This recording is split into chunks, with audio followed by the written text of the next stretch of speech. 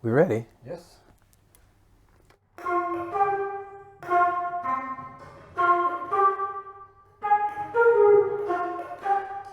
Hi, I'm Stani Georgieva and I am a PhD student or a brain scientist in the making. Hello, I'm Andres Canales Johnson and I'm a brain scientist. So we've always been fascinated by world-class musicians and their ability to perform with flawless technical precision, but also to improvise in the heat of the moment, creating beautiful music all along.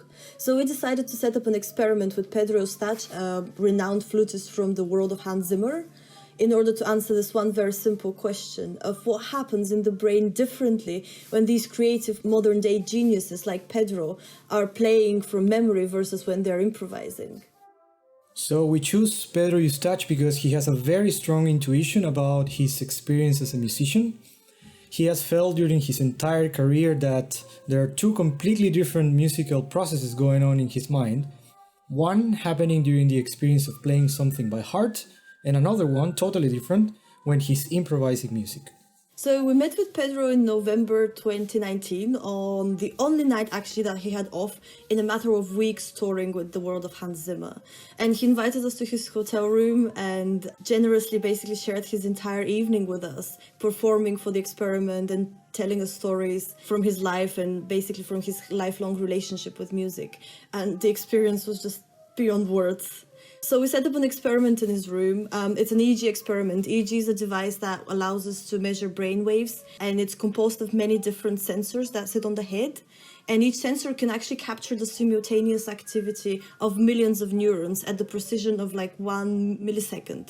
Basically, that's 1,000 times every second. So in the experiment, we tested Pedro during 3 different states of mind. The first one was resting, which is the baseline, where he literally just relaxed.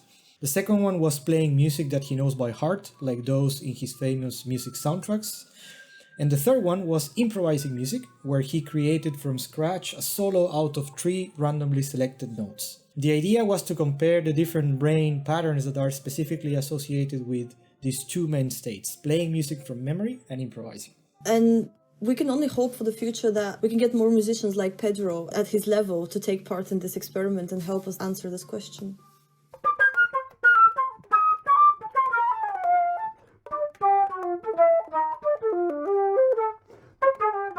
I realized through the years that maybe there's a little bit of Asperger in me. You can see the obsessiveness and these things. It's like I cannot take no for an answer. I went to my dentist and I had it open. This is something I spent 10 years of my life developing.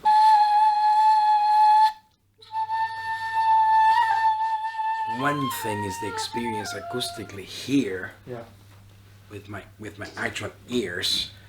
A completely different thing is to be on a stage, on a microphone, in no time to warm up.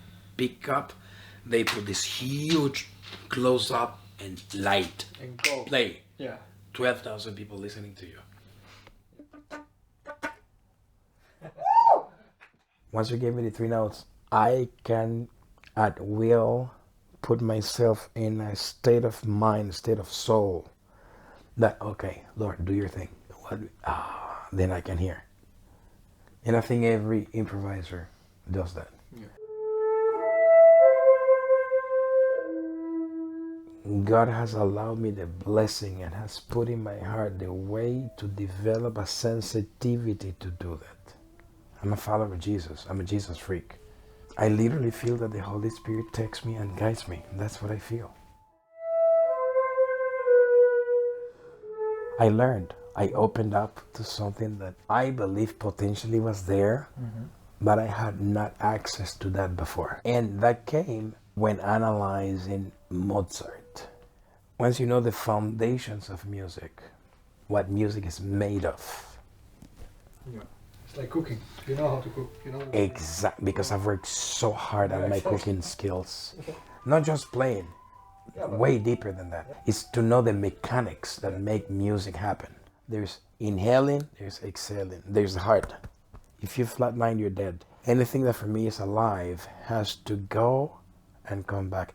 And that's an absolutely most fundamental law upon which the musical phenomenology dynamic is based upon. Here we go. Whenever you want. So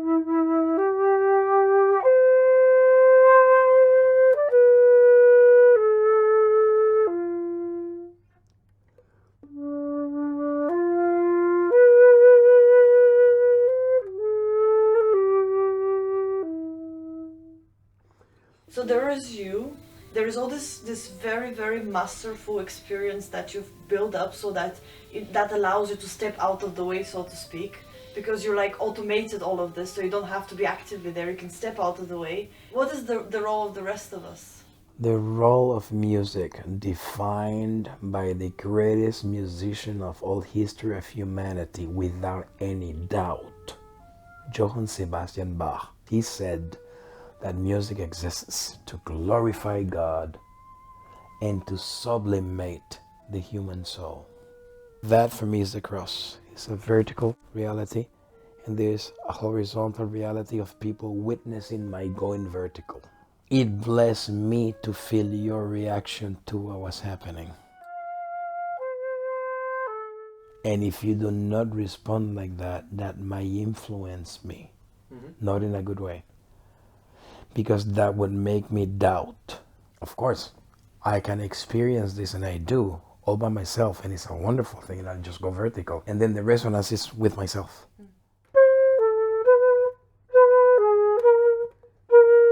I guess you're making decisions while you're improvising. Yep. It's not like the kind of decision that you make when you play a piece that you know by heart. Absolutely not. Yeah. And what's the qualitative difference between the two? That one is a path that is established, and I need to recreate the perfection of my finger position and my breathing and my coordinated, articulated thing from my tongue to get this result. I already know what's going to happen. I just have to recreate that if I put the ingredients back in order. When I do something new, I don't know what I'm going to do. When I picked up the duduk before and that phrase came, I was like, whoa. Yeah. You open your soul and your mind and your heart to be able to hear. And that is what is from a completely different place than when you play something that is established. I wish someday we can do a thing in which you can literally map 3D the brain, and you can see the colors and things, procedures going, coming.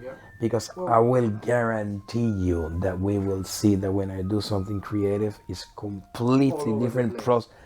Completely different than when I'm very specific playing something. Yeah. We can actually do that with this. I'm sure we're gonna prove what I feel, because I remember when I couldn't do that, and I felt one part of my thinking was adormecido. Yeah. Sleepy. Was sleepy. Yeah. Is a place of trust, a place of experience, a place of you have worked so much. It's more than knowledge. Yeah. It's an ingrained thing that is, I can trust myself out of the way. That takes a lot of faith, because we're control freaks. This demands exactly the opposite. To let go. Correct. Yeah.